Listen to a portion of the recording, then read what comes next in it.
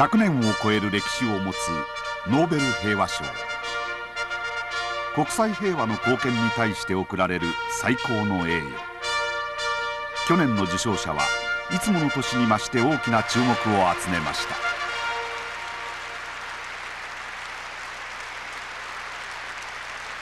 ケニアのワンガリー・マータイさん64歳。アフリカの女性として初めての受賞です。As the first African woman to receive this prize, I accept it on behalf of the people of Kenya and Africa, and indeed the whole world.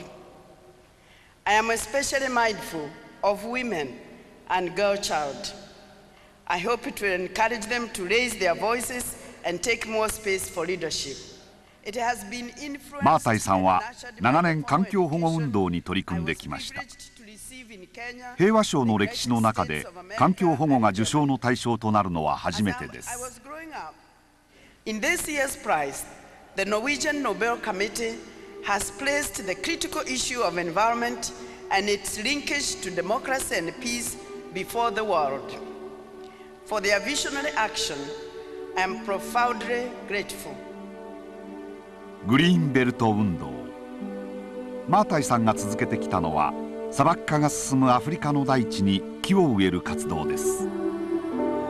およそ30年で3000万本も植林を実現。さらに活動を通じて女性の教育や地位向上に力を尽くしました。そして民主化運動にも取り組み、激しい弾圧に屈しないその姿は緑の闘士と呼ばれました。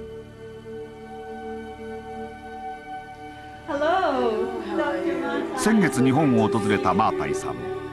パワフルな活動の原動力は何か、環境を守るために何をすべきなのか。アフリカから熱いメッセージです。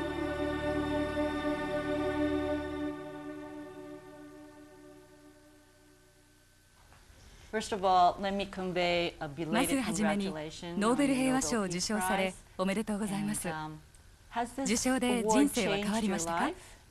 多くの意味で人生が変わりました。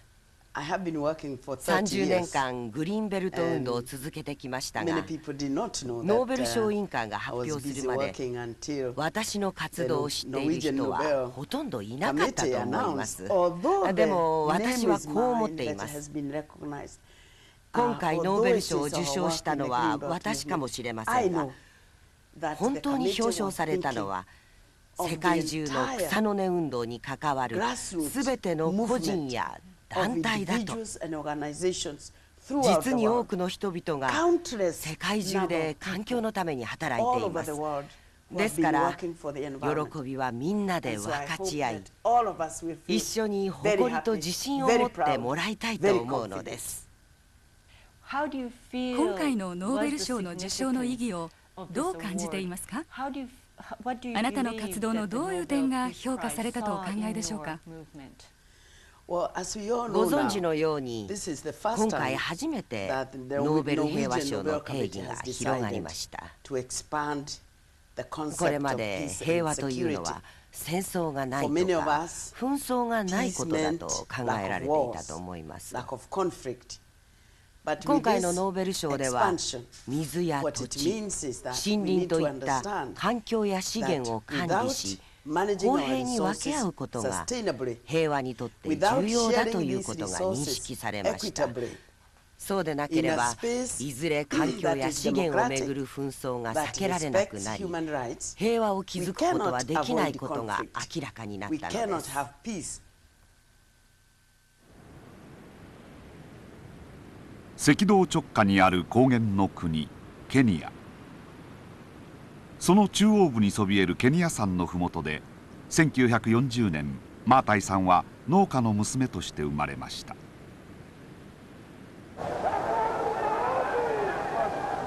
ケニアはアフリカで34番目の独立国に生まれ変わりました。マータイさんが成人した頃、ケニアに大きな変化が訪れました。イギリスの支配を抜け出し念願の独立を果たしたのです。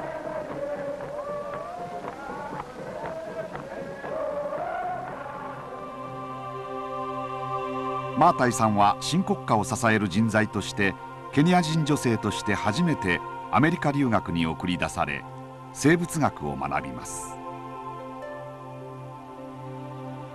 その後ナイロビ大学初の女性教授にも就任しました。マータイさんが植林活動グリーンベルト運動を始めたのは36歳の時です。当時ケニアでは豊かだった森林が次々と伐採され国土の荒廃が急速に進んでいました。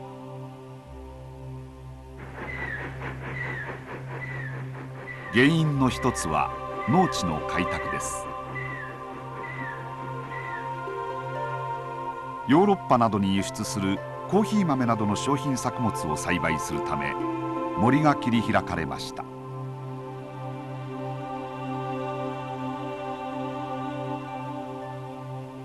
さらにこの半世紀で6倍という爆発的な人口増加が森林破壊に追い打ちをかけます。環境は急速に悪化していきました。そこでマータイさんは自宅の庭に7本の苗木を植えグリーンベルト運動をスタートさせました。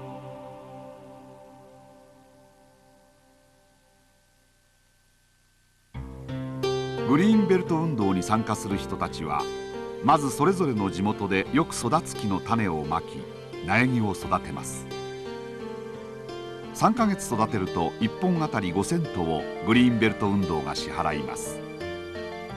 参加者はその苗木を荒れた農地などに植林します。運動に参加することで現金収入を得ることができるこの仕組みは参加者の意欲を高めより多くの森林を再生させようと狙ったものです。マータイさんがグリーンベルト運動の担い手にしたのは貧しい農村の女性たちでした。ケニアの農村では水汲みから畑仕事そして薪集めまで一切が女性の仕事とされています。砂漠化の進行は女性の労働を過酷なものにしていました。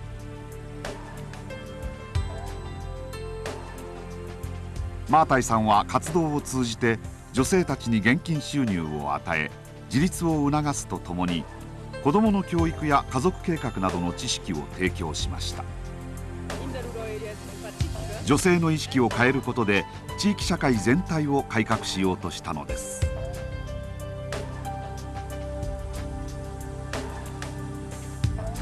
活動を始めておよそ30年。今グリーンベルト運動はケニア以外の国々にも広がりました。8万人が参加しこれまでに3000万本の木を植える大きな活動に育っています。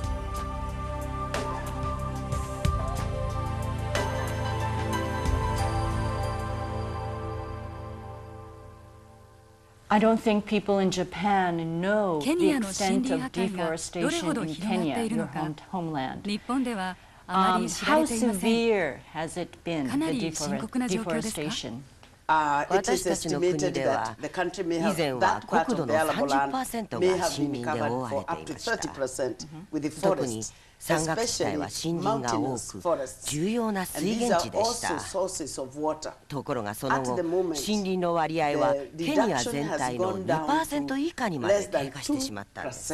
2%。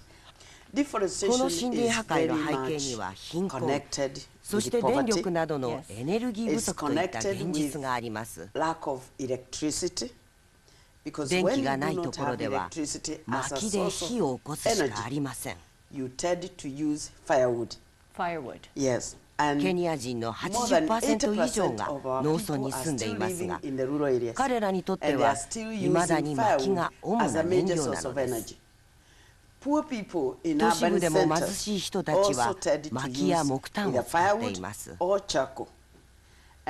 さらに人口も急激に増加しました。森林が伐採されている大きな理由の一つがそこにあります。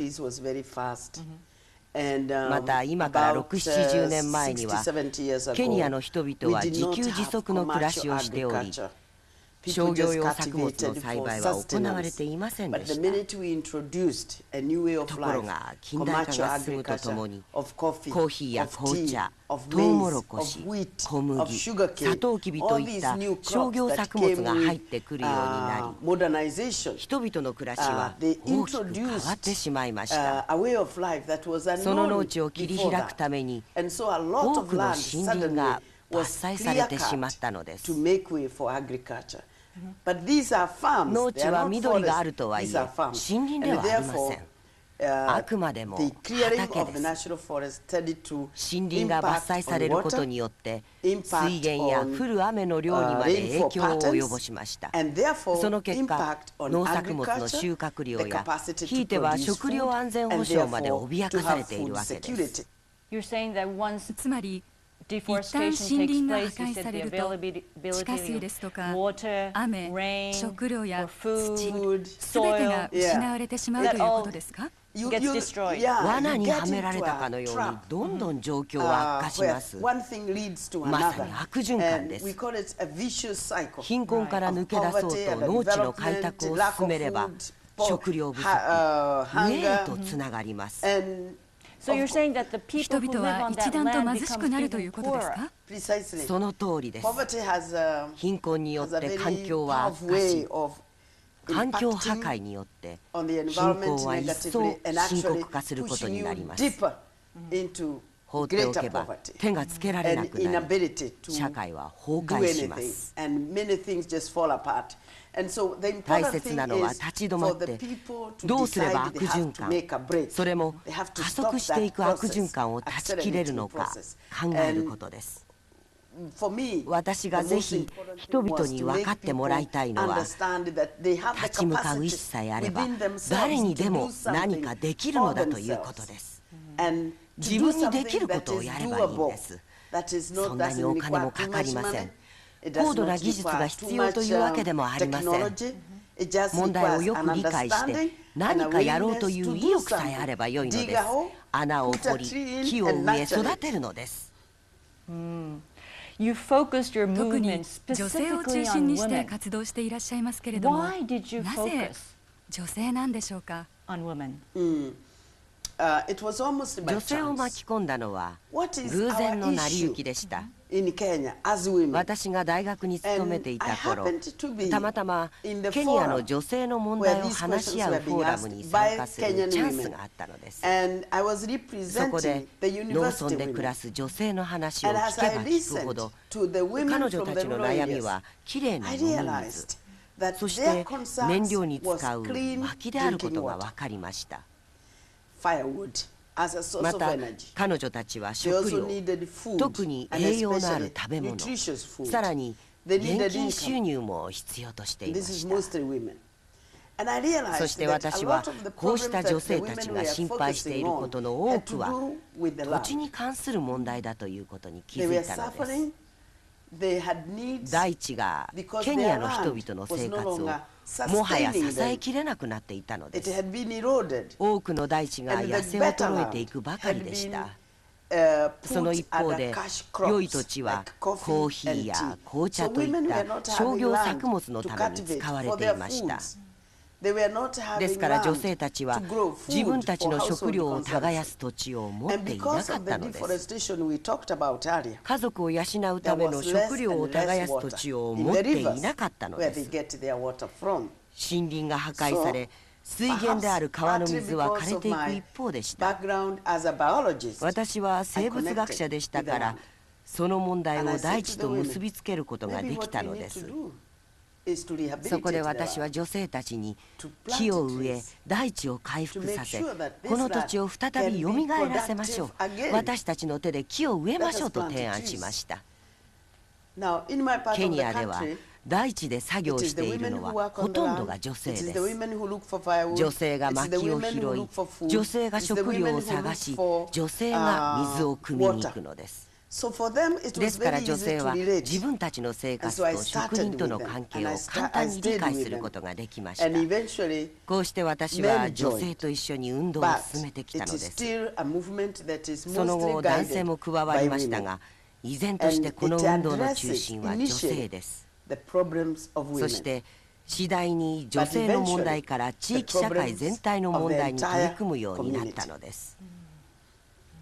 あなたの行ってきたことは多くの女性に勇気と力を与えたと思います。でもそれは女性は男性に黙って従うというケニアの慣習には反していましたよね。その通りです。伝統そのものを変えようとしたのですか？まあ何というかそうでもないのです。私たちの伝統的な生き方という点から考えると、私はいわゆる伝統的な世代からは2世代離れています。イギリスは100年前にケニアにやってきて植民地として支配してたのはおよそ70年間です。つまり私たちケニア人が伝統的な生き方をしていたのはそう遠い昔というわけでもありません。実は近代化する前のケニアの女性はそれほど社会の中で抑圧されておらず発言力もありました。特に家庭では女性は一目置かれる存在でした。女性の地位が落ちたのは植民地時代から独立後、要するに最近のことなんです。発言力もなくなり、従順さを求められるようになりました。つまり私たちアフリカ人女性は口を出すべきでないと思い込まされてきたわけです。実はこのことは実際に声を上げる人がいないようにするための方法だったのです。そして男性も声を上げていませんでした。もし男性が行動を起こしていれば、女性に代わって家族のために声を上げていれば状況は違っていたでしょう。でも男性も女性と同様、一握りの支配者たちに抑圧されていたのです。ですから我々が本当に必要としていたのは単純に声を上げてくれる人であって、それを成し遂げたのがたまたま女性だったということなのです。男性が声を上げなかっただけなのです。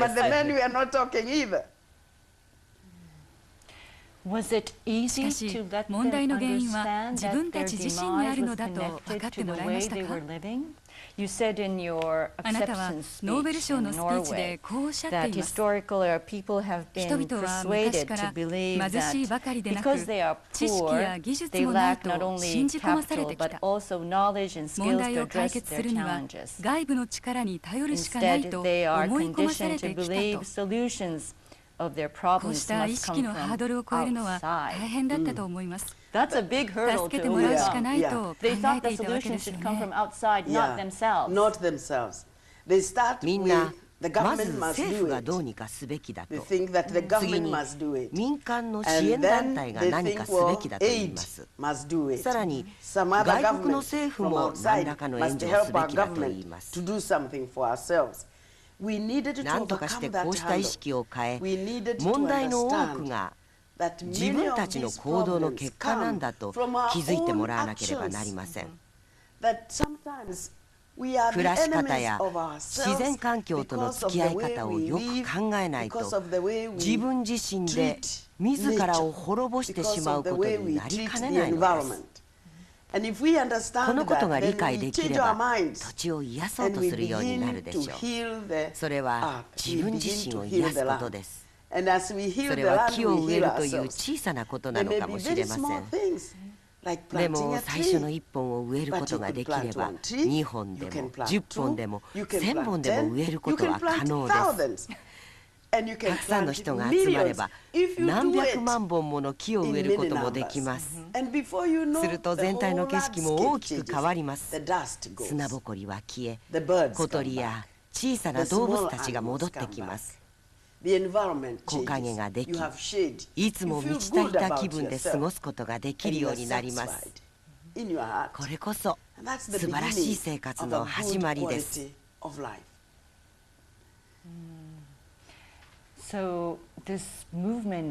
あなたのグリーンベルト運動は誰でも参加できる優しい活動です。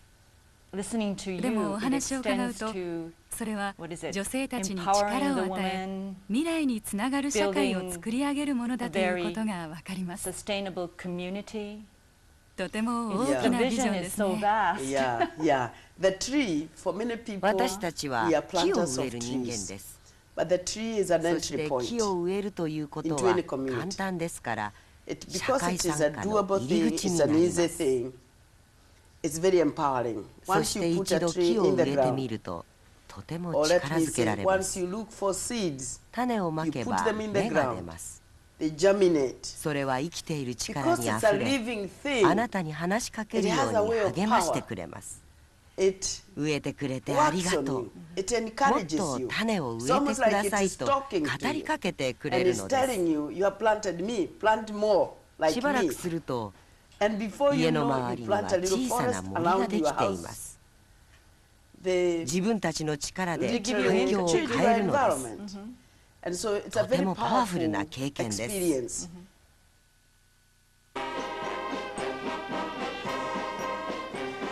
マータイさんがグリーンベルト運動を始めた1970年代後半、ケニアでは独裁的なモイ大統領が政権を握り、積極的な開発政策を推し進めました。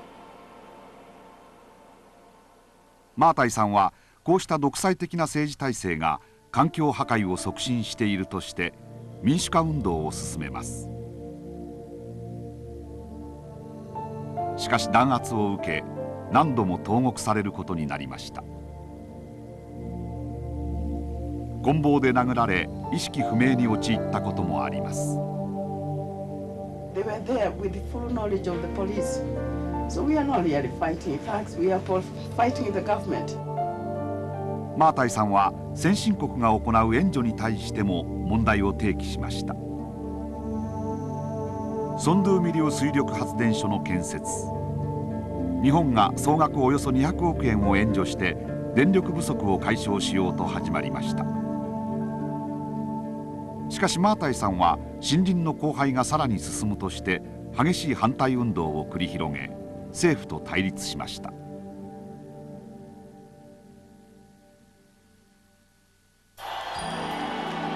3年前、ケニアでは大統領選で野党が圧勝。24年にわたる独裁的な政権は終わりを告げました。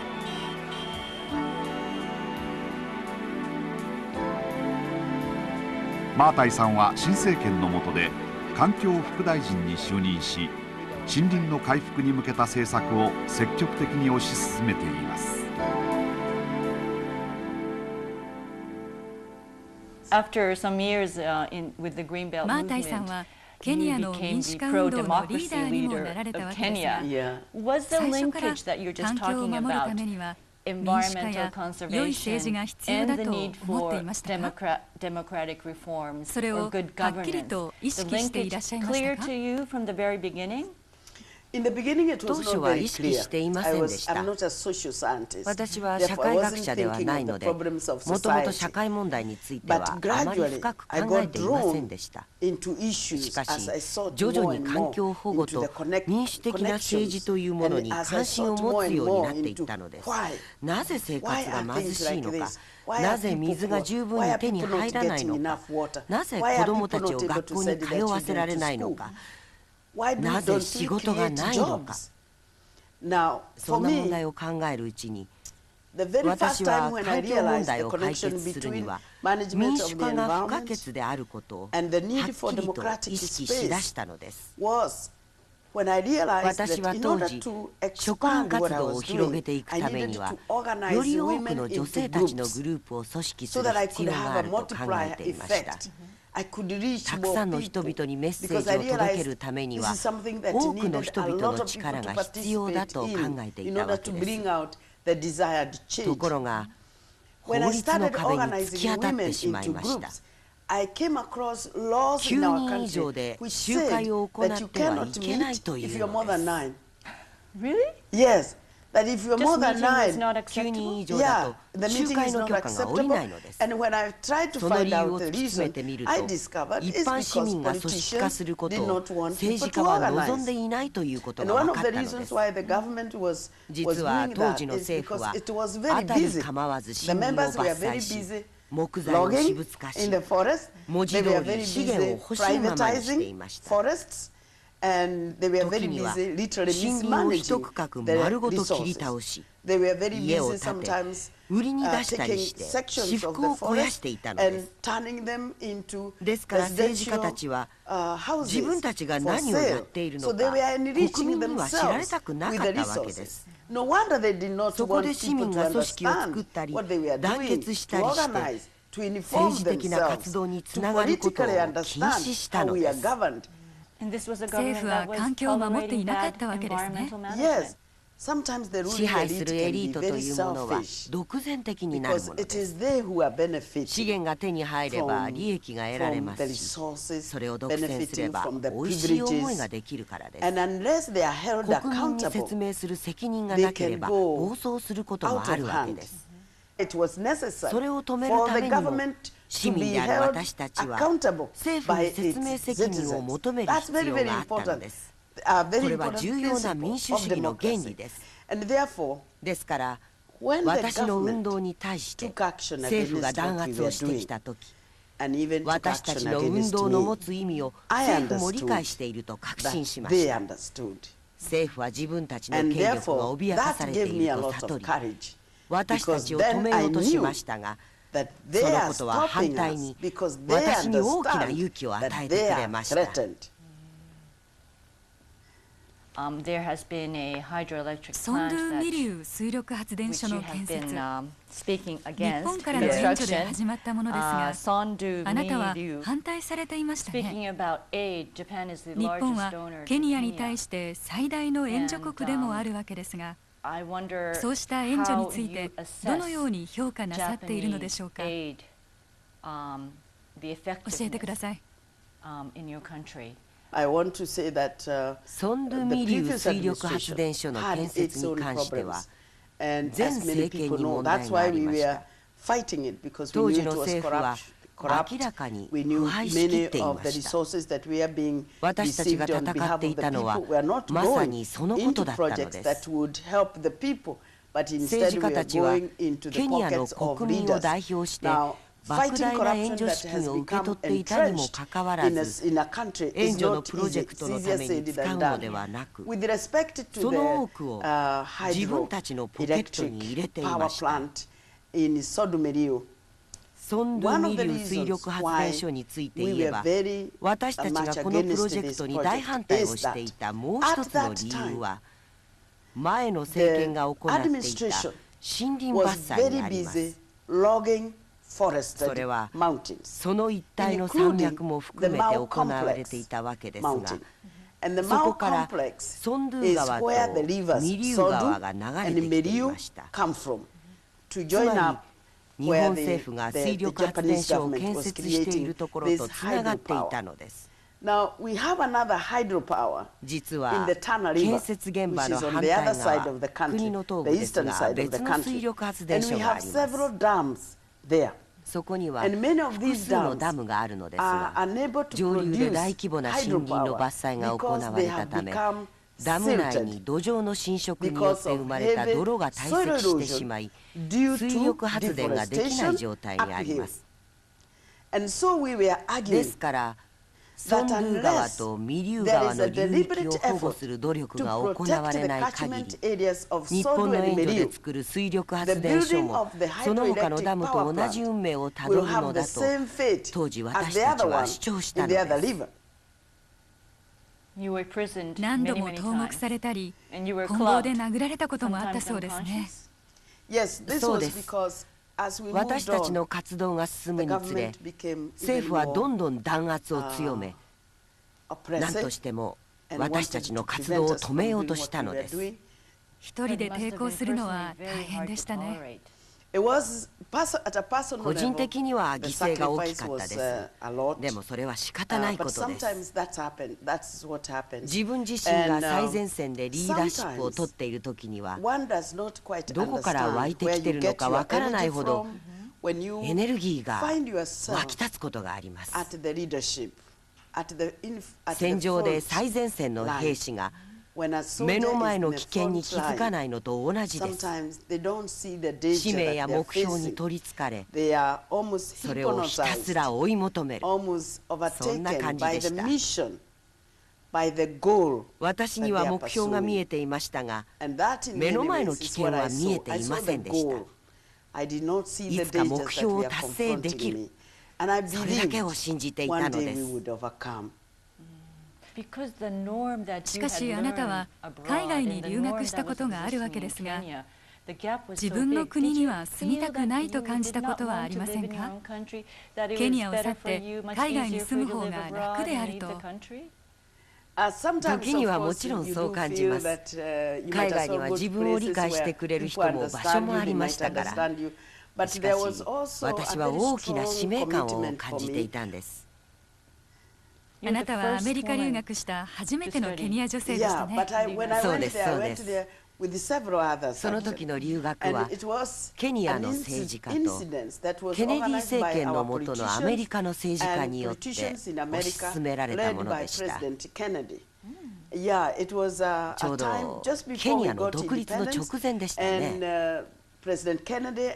ケニアは1963年に独立することがすでに決まっており、将来の国の担い手である若者をアメリカへ送ることがケニアにとって良いことだと考えられたのです。そして国を離れる前、ケニアの政治家たちが私たちに、あなた方はこの国の未来のリーダーです。留学後はケニアに戻り、国を作り上げることに力を尽くしてくださいと言っていた言葉を忘れたことがありません。私はケニアに戻り、その発展に尽くすと常に意識していました。ケニアを離れることはできないのです。あなたがアメリカ留学から帰ってきた時のことです。国の様子が大きく変わり、環境破壊が深刻に進んでいることを目の当たりにされたということですよね。あなたの国に何が起きていたのか、実際に目にしたのはその時が初めてだったんですか？そうなんです。アメリカには5年以上いたのですが、生まれ育った村に戻った時にある光景を目にしてものすごいショックを受けました。少女時代を過ごした故郷の村にはかつて小さな川があって、そこで私は母親を手伝ってよく水を汲んでいたのです。とても水がきれいな川で家に汲んで帰って飲んでいました。煮沸する必要なんて全然なかったんですよ。そしてすぐ近くには大変大きなイチジクの木が立っていました。大切にされていて誰も切る人はいませんでした。ある時私はその木の枝を取ってきてしまったのだと思います。すると母は私に、薪を集める時はそのイチジクの木から落ちた枝を取ってきてはいけないと言いました。理由を尋ねると、イチジクは神聖な木だからと教えてくれました。それは神の木だったのです。ところがアメリカから帰国したらその木が切り倒されていたんです。紅茶を生産するためでした。そのイチジクの木は大きすぎて、場所を取りすぎて、経済的に無駄だったからです。切り倒すことも燃やすこともできない。きれいでもなく、ただそこに立っているだけ。何の役にも立たないと思われてしまったのです。しかし実際にはただ立っているだけのそうした木々は重要な役割を果たしていました。木と水の間には大切なつながりがあります。木の根は地中深く伸び、地下から水を運んできてくれます。木があるからこそ私が住んでいた丘陵地域には多くの泉や川があったのです。ところが実際その木を切ってしまったことで小川が干上がってしまいました。木がなくなったことで川が干上がったのだと私は思います。そこは私がかつてオタマジャクシと遊んだ場所でした。せっかくアメリカから帰ってきたのに私のオタマジャクシたちがいなくなっていたのです。その時私はオタマジャクシを川に戻すためにはできることは何でもしなければならないと感じました。オタマジャクシは自分の象徴であるということを私は感じたのです。オタマジャクシがいなくなってしまうことは人間だっていなくなってしまうということなのかもしれないと。そのことが理解できたとき私は目標と使命感、そしてそれをやり抜こうという決意と忍耐を持つに至ったのです。イチジクの木が切り倒されたこと、川の水が干上がってしまったこと、オタマジャクシがいなくなってしまったこと、それらは非常に衝撃的だったわけですね。そうなんです。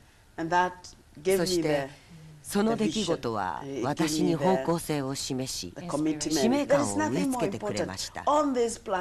地球上で生命を維持すること以上に大切なことはありません。私たちは命を作り出すことはできません。そこに存在する命を守っていかなくてはならないのです。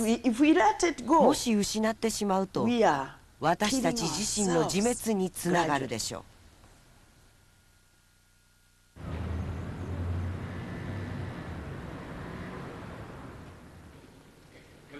マータイさんは今世界に向けて環境を守ることが平和の実現につながるというメッセージを発しています。先月日本で地球温暖化を防止する京都議定書の発行記念行事が開かれました。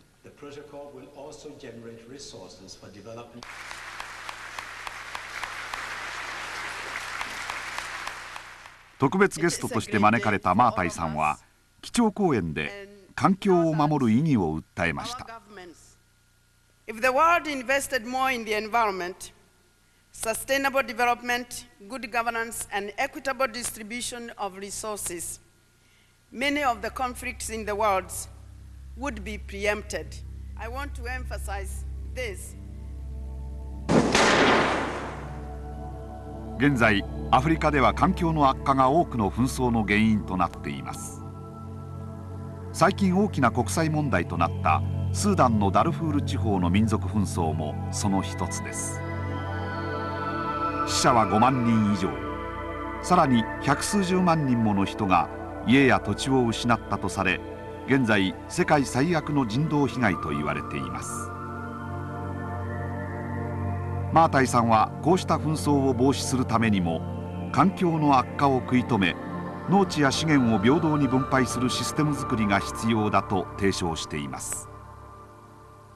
環境破壊が紛争を呼ぶとおっしゃっていますが、例えばスーダンのダルフールの紛争も環境破壊が関係しているのでしょうか。はい、あの紛争には他にも原因はありますが、アラブ系住民対アフリカ系住民ですか。はい、でも民族宗教問題のほかに紛争を激しくしているのは環境の問題です。土地が荒廃すると遊牧民と農民の間に紛争が起こります。遊牧民は支配している土地が砂漠化すると動物の餌を求め草が生え水のある地域に移動します。でもそこには農民がすでにいるため激しい紛争が起きます。つまり水や草のある土地を奪い合うことが紛争の原因なのです。では環境の破壊が紛争を導くと。その通りです。実際今日起きている戦争を見てみると国レベルであれ地域的なレベルであれ地球レベルであれその多くが資源を争っています。資源が枯渇したため人々はそれを奪い合い他人を殺してまで独占しようとして紛争が起きているのです。世界平和は資源を平等に分かち合って初めて成り立ちます。ごく限られた人が資源を握る一方で貧困の中にあって資源を使う手立てもない資源へのアクセスすらできないような人がいる。そんな状況がなくならない限り平和は訪れないと私は思います。あなたは今さまざまな発展途上国を訪れてはその国の人々にケニアやその国で起きている環境破壊は世界で行われている貿易と関係があると伝えようとしています。資源や農業、世界貿易が環境に及ぼしている影響について人々はその関係性をしっかりと理解してくれますか？今日は多くの人々が耳を傾けてくれます。私はこの間コンゴに行き、コンゴ盆地の環境を守るために何ができるのかということを話し合ってきました。世界中の人々がコンゴ盆地の森林を伐採しているため雄大な森林の生態系が崩壊の危機にさらされているのです。特に先進国の政府に私は森林の伐採をしっかりと管理するように要請したいと思います。そして森林の伐採をやめるよう働きかけてほしいのです。というのは先進国の多くの企業がとても無責任な形で伐採を行っているからです。しかも発展途上国の政府がお金のためにその伐採を推し進めています。現在先進8カ国が債務問題や貿易障壁の問題をきちんと受け止めた上で発展途上国に対して適切な援助の在り方を探っていますが、そうしたことは非常に大切なことだと私は思います。今後のためだけでなく世界のためにもコンゴ盆地の生態系を守らなくてはなりません。コンゴ盆地はアマゾンに次いで大きな森林地帯です。温暖化を防ぐためにも保護はとても重要なことなのです。遠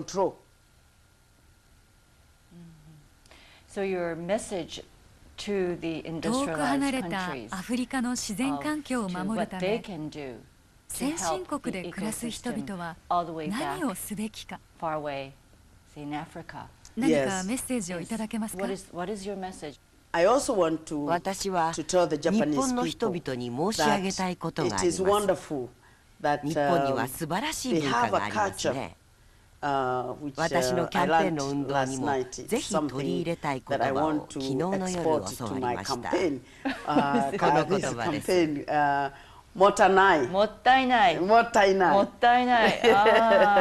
I think that that's a wonderful culture. 資源の有効利用にも効果的で、地球レベルで見ても非常に重要な考え方です。人は自分が資源を使う立場になると、とかく無駄遣いするものです。しかしその過剰消費の一方でまさにそのために犠牲になっている人がいるということは理解できないのです。そして私たちがこの地球を破壊している背景に過剰な消費があるのです。先進国と同じレベルで世界中の60億人の人々が消費することは不可能です。長年私たちは大量生産、大量消費について問題にしてきましたが、どういうわけか先進国の人々はライフスタイルを変えようとはしません。相変わらず過剰に消費し続けています。しかしそんな消費の仕方は環境に良い影響をもたらしません。そしてそのためにひどい貧困から抜け出せない地域が世界にあるのです。あなたの活動はここからどこへと向かうのですか？私が今何をしたいかといえば、グリーンベルト運動で進めてきたことをきちんとした制度にしたいということです。私は学校を始めたいと考えています。私たちがどのようにして自発的に運動に取り組むことができるようになったのか、私のもったいないキャンペーンも含めて人々に学んでほしいのです。それはとてもとても重要な考え方であり、特にアフリカ内でこのことをなるべく多くの人々と分かち合うことが大切だと感じるからです。私はこの情熱をなるべく多くの人々、とりわけ若者と分かち合いたいのです。あなたが取り組んできた運動、その全体を世界の他の地域の環境保全の動きへと広めていきたいわけですね。もちろんです。ノーベル賞委員会からも世界に広げてほしいと勧められました。私たちのやってきたことが認められたのですから、私も運動を広めていきたいと思っています。その時に私はこんな例えを使いたいと思っています。民主主義、環境の保護、平和という運動の3つの柱。それはアフリカの伝統的な腰掛けのようなものです。それは小さな低い腰掛けで足が3本あって、それら3つが全部揃っていれば家族が安心して座ることができます。それと同じように民主主義、環境の保護、そして平和の3つの柱があって初めて市民も国も発展することができるのではないでしょうか。Thank you so much. Thank you. Thank you.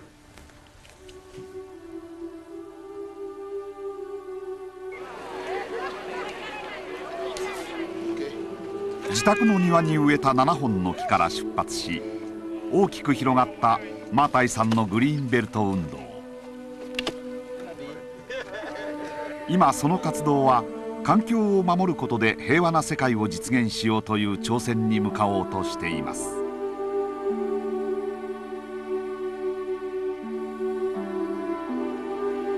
新しい木を植えることは平和の種を植えること。マータイさんはアフリカから熱いメッセージを発しながら今日も木を植え続けています。